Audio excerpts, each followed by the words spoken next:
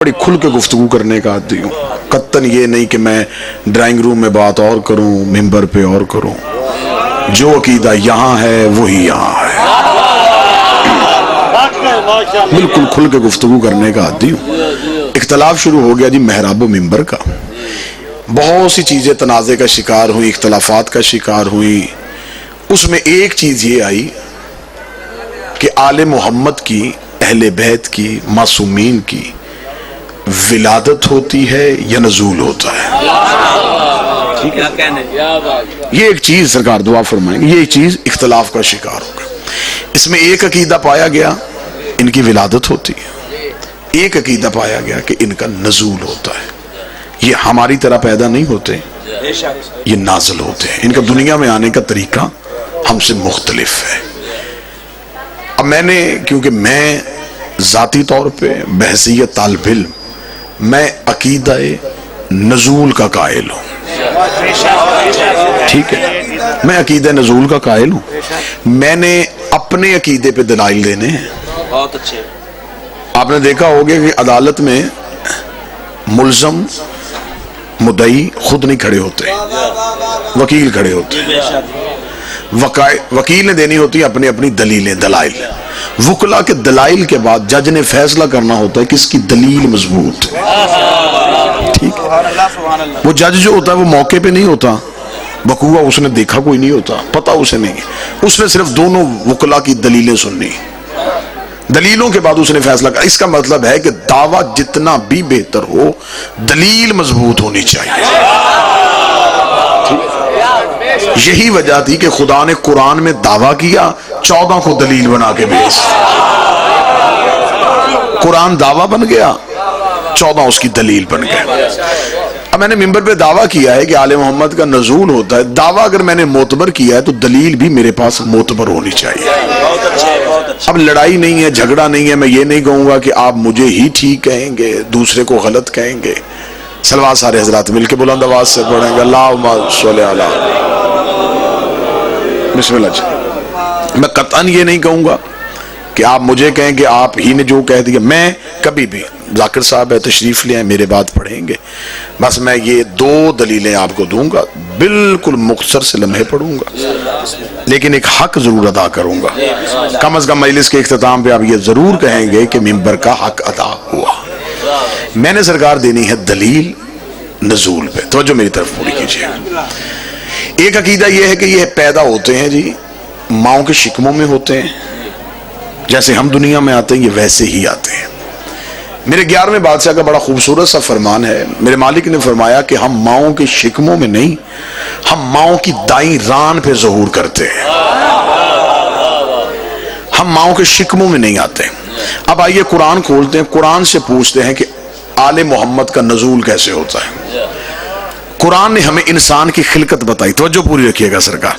خدا نے ہمیں بتایا کہ بے شک ہم نے انسان کو خلق کیا نطفے سے. اِنَّا خَلَقْنَا الْإِنسَانَ مِن نُطْفَةٍ أَمْشَاجٍ. ہم نے انسان کو ایک قطرے سے پیدا کیا، ایک نطفے سے پیدا کیا. اس کا مطلب ہے کہ خلقت بشر ہمارے سامنے آ گئی. جو نطفے سے ہو وہ بشر ہوتا ہے. بس بڑی آسانی سے آپ نے چلنا ہے. قطن میں نہیں کہوں گا نعرے لگائیں، کھڑے ہو جائیں، داد دیں، نہ، بالکل نہیں. خاموشی سے سنیے گا، بالکل خاموشی سے سنیے گا، لیکن سمجھیے گا ضرور. اس کا مطلب کہ پہلی بات یہ طے پا گئی کہ جو نطفے سے ہو وہ بشر ہوتا ہے. خدا نے معیار دے دیا، جو نطفے سے ہے وہ بشر ہے. اب آپ کا جس کے ساتھ تعلق اچھا ہو اس مولوی سے جا کے پوچھئے گا کہ جی جو اللہ کے نبی عیسیٰ تھے یہ نطفے سے پیدا ہوئے تھے، یہ نطفے سے تھے. نطفے سے تو ہو نہیں سکتے کیونکہ باپ ہی نہیں تھا. نطفہ ہوتا ہے باپ سے، باپ تھا نہیں. اس کا مطلب کہ عیسیٰ نطفے سے نہیں. اب قرآن سے پوچھے بھی عیسیٰ نطفے سے نہیں، عیسیٰ کیسے؟ اب من امر اللہ، یہ اللہ کے امر سے ظاہر ہوا. نطفے سے نہیں، یہ امر سے ظاہر ہوا. ٹھیک ہو گیا، طے پا گیا. عیسیٰ نطفے سے نہیں، قرآن کہتا عیسیٰ کو میں نے امر سے ظاہر کیا. اب جب 12ویں نے آنا ہے، اس عیسیٰ نے کھڑا ہونا ہے پیچھے، 12ویں نے کھڑا ہونا ہے آگے. سر پہ قرآن رکھ کے بتاؤ جس کا مقتدی نازل ہوتا ہو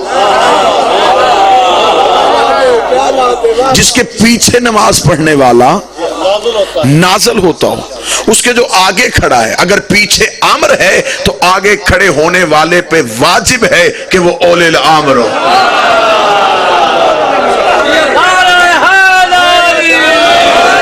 یہ امر ہے، وہ اولے الامر ہے، یہ نطفے سے نہیں، یہ بھی نازل ہوا وہ بھی نازل ہوا، یہ امر ہے وہ اولے الامر ہے۔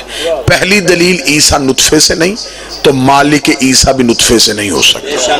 دوسری دلیل، انسان جب دنیا میں آتا ہے، بچہ جب پیدا ہوتا ہے تو وہ برہنہ آتا ہے، اس کے جسم پہ کوئی لباس نہیں ہوتا، ایسا ہی عریان آتا ہے۔ یہاں پاکستان کے کسی مدرسے سے لے کے حوزۃ العلمیہ نجف الاشرف تک میں ذمہ داری لیتا ہوں، مذہب تشیع کی عربی، فارسی، اردو جتنی کتابیں چاہیں آپ کھول ماریں، آپ ایک دلیل نکالیے گا، ان 14 میں سے ایک بھی دنیا میں برہنہ نہیں آیا، ایک بھی دنیا میں برہنہ نہیں آیا۔ یہ لباس پہن کے آتے ہیں، بہت اچھے۔ اگر آپ سے کوئی مولوی پوچھے گا یہ لباس پہن کے آتے ہیں، آپ کے پاس اس کی دلیل کیا ہے، اس مولوی سے کہنا چھوٹی کتاب سے لے کے بڑی کتاب کھول، جب ان میں سے کوئی بھی دنیا میں آیا اس نے آتے ہی سجدہ کیا۔ سجدہ برہنہ نہیں ہوتا، لباس پہن کے ہوتا۔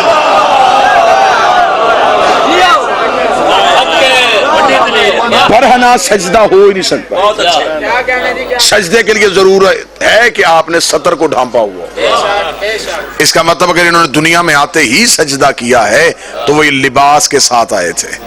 جس کا خدا نے اتارا تھا وہ اس لیے اتارا تھا وہ ساکن جنت تھا، مالک جنت نہیں تھا۔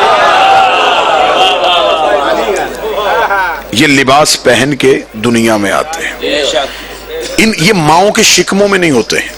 آپ بغداد جائیں، بغداد میں نوابین اربع جو امام کے غیبت صغرا میں امام سے جو ملاقات کرتے تھے، ان میں سے مولا کے ایک نائب تھے، ان کا نام تھا عثمان بن سعید، ان کا مرکز ہے بغداد میں۔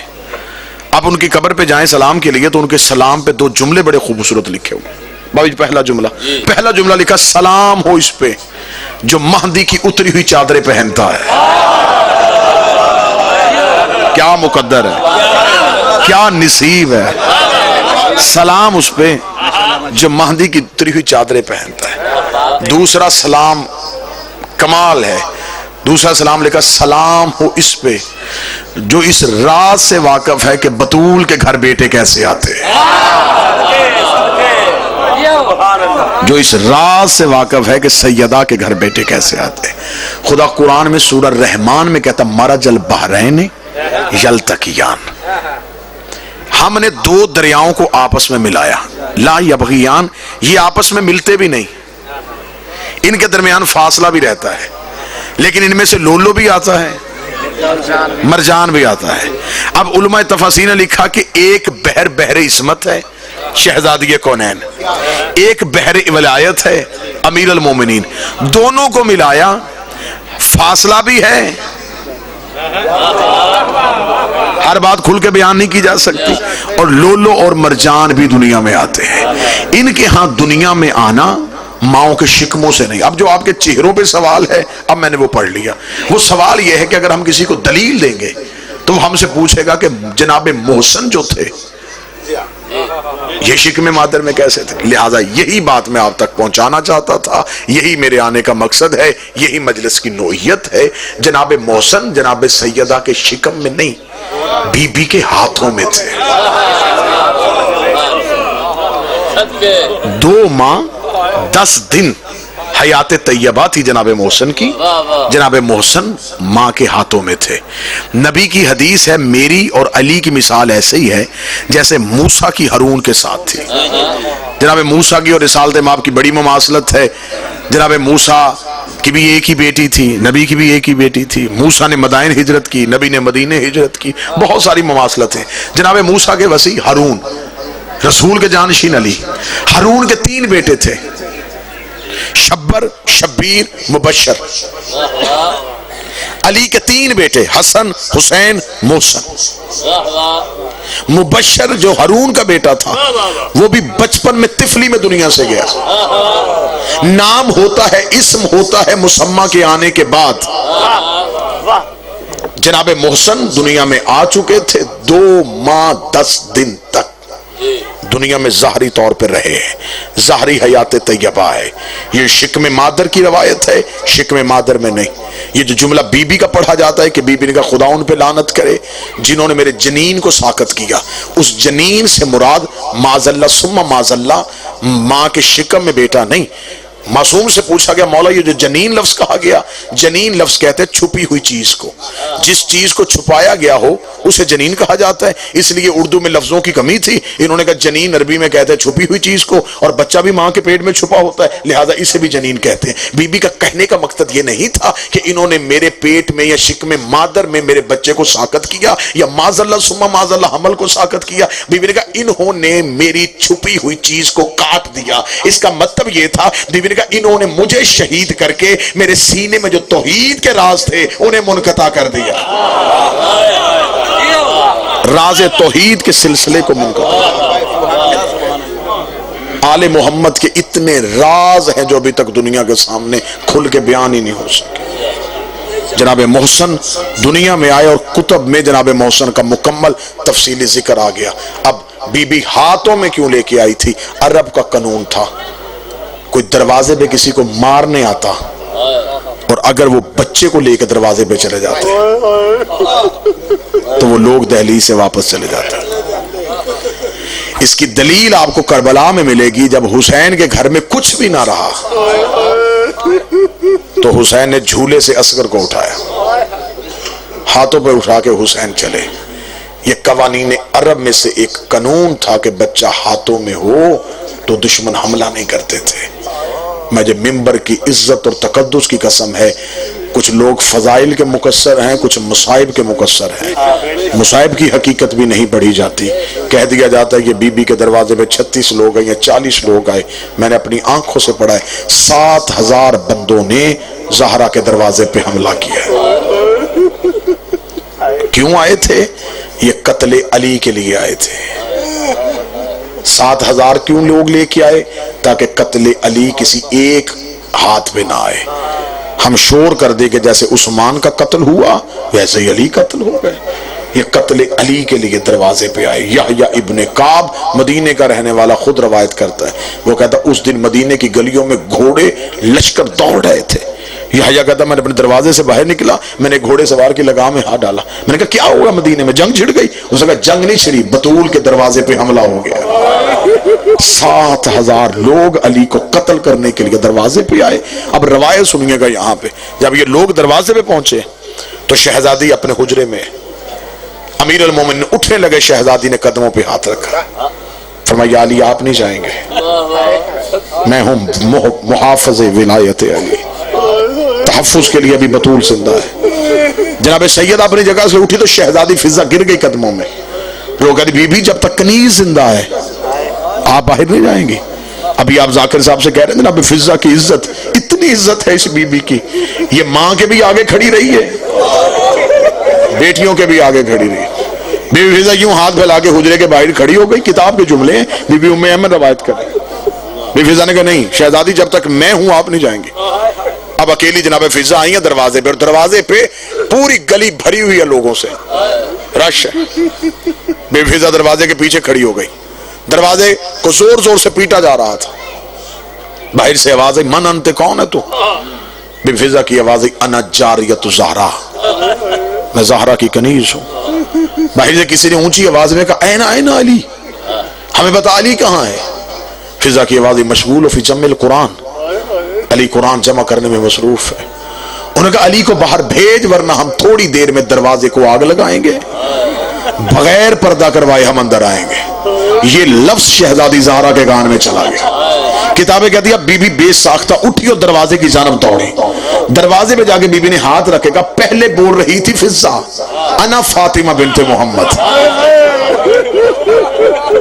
अब मैं फातिमा बोल रही हूं। गुर्बत देखना, बीबी खुद अपने घर में अपना तारुफ करवा रही है। कल कोई ये ना कहे हमें नहीं पता था कि अंदर कौन खड़ी है। बीबी ने कहा मैं फातिमा बोल रही हूं, मेरे दरवाजे पे क्यों आए हो? इन्होंने कहा अली से बैत लेना चाहते। बीबी ने कहा मैं अली को मस्जिद में भेजूंगी, खबरदार मेरे दरवाजे के अंदर ना आना। میں ایک ایک لفظ چھپا کے پڑھوں، زہرا کا مجرم بنوں؟ جب بی بی نے کہا نا میرے دروازے کے اندر نہ آنا، باہر سے ایک بندے کی آواز آئی، زہرا علی کو باہر کیوں نہیں بھیج رہی؟ فرمایا علی مسجد میں آئیں گے۔ اس بے غیرت کا اگلا جملہ تھا، زہرا عورتوں جیسے بہانے نہ کر۔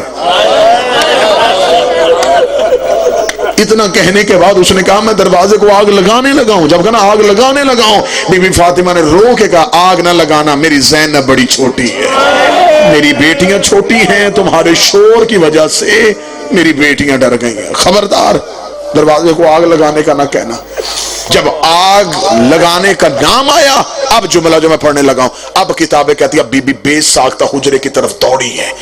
جب مشکل بن جائے تو مرد تلوار لینے دوڑتا ہے کہ حملہ ہو گئے۔ جب بی بی بے ساختہ دوڑی، فضا کی آواز شہزادی کہاں جا رہی ہے؟ بی بی آواز جلدی سے مجھے میرا محسن اٹھا دے۔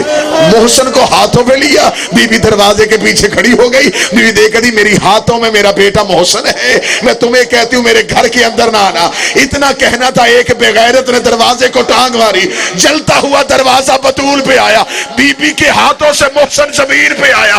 بی بی محسن اٹھانے کے لیے جھکی تھی، یا بی بی کے پہلو پہ لوہے کی میخیں آئی۔ دروازہ اٹھنے کے بعد شہزادی نے دیکھا محسن کے منہ سے خون آ رہا ہے۔ بی بی کی آواز ہے یا علی محسن شہید۔ اللہ لعنت اللہ۔ صدقے صدقے صدقے